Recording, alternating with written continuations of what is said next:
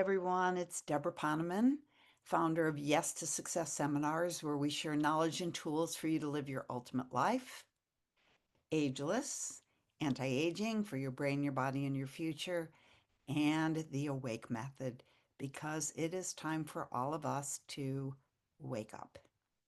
And welcome to my 250th vlog. And next year at this time, we'll be celebrating the 250th year since the birth of the United States of America. So, how about that? And as we continue this 4th of July weekend here in the US, I want to take a moment not just to celebrate, but to reflect. Because while fireworks may fill the sky and flags wave high, many of us are asking a deeper question this year, and that is, what does freedom really mean when so many are feeling less free than ever? The 4th of July is traditionally a time to commemorate independence, liberty, autonomy, self determination. On July 4th, 1776, the Second Continental Congress adopted the Declaration of Independence that stated, "We hold these truths to be self evident that all men are created equal, endowed by the Creator with certain unalienable rights.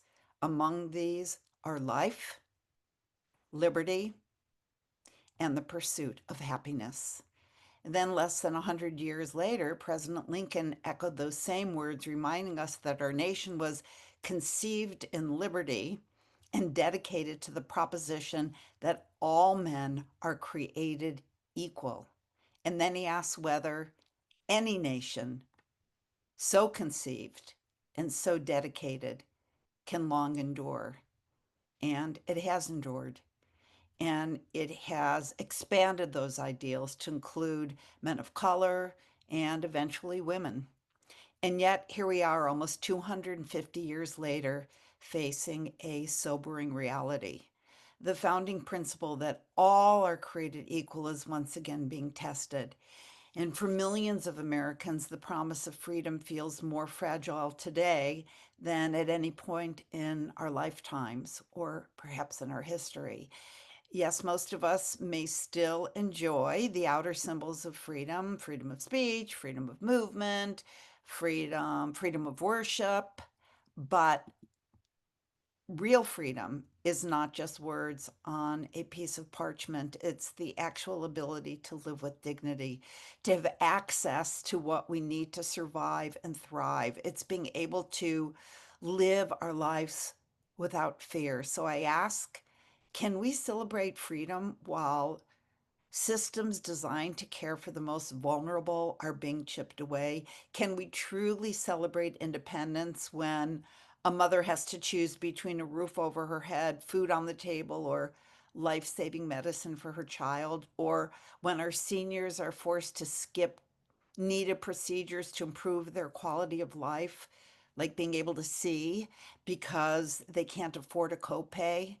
Or when our neighbor who's lived here for 50 years, paid taxes, raised children, is disappeared while walking his grandchild home from the school bus stop? So let's be honest, the pain is not shared equally. Communities of color, especially Black and Indigenous communities, have long faced systemic barriers to health care and economic opportunity and basic rights. There's a higher maternal mortality amongst those populations, fewer resources, more bias. And these aren't statistics on a graph, these are human lives we're talking about. I remember 25 years ago when a wonderful woman who was a US citizen, originally from Belize, she worked for me. Her name was Eleanor, and love Eleanor, loved. She's now passed on, but she developed an eye condition, and the surgery she needed to save her sight wasn't covered by the minimal insurance she had through the state, and the system was just going to let her go blind.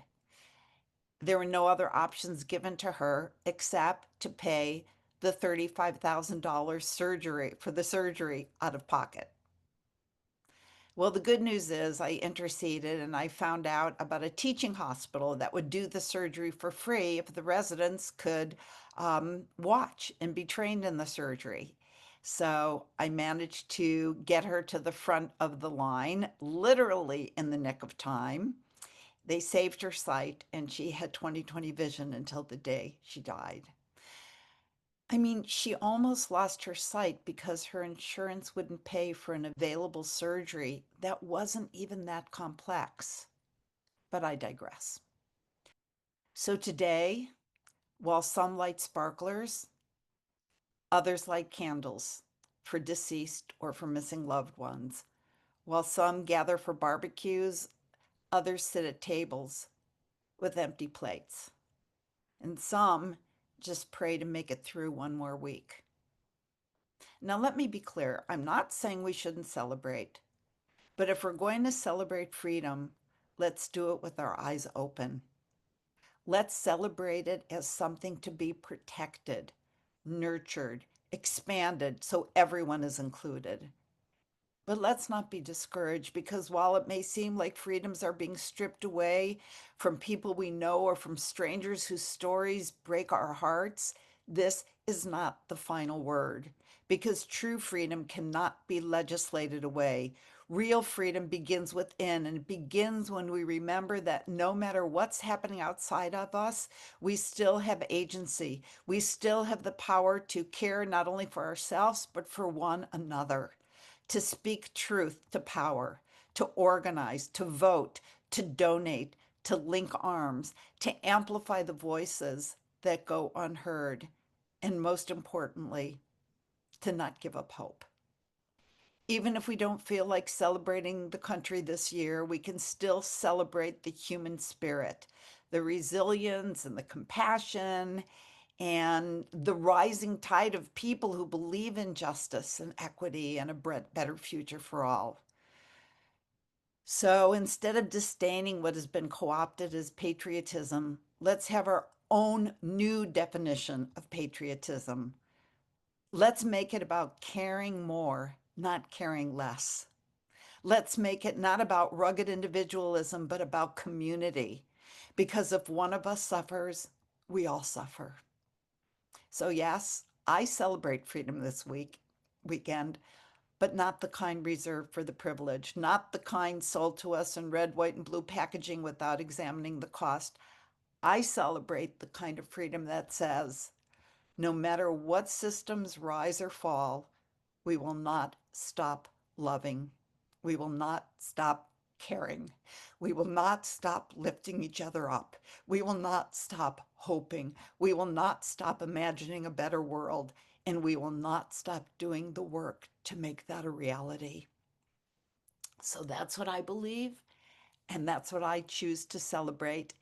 And if you believe that too, which I think you do, then maybe the 4th of July is really a day of freedom after all.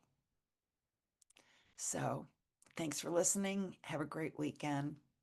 Love you forever.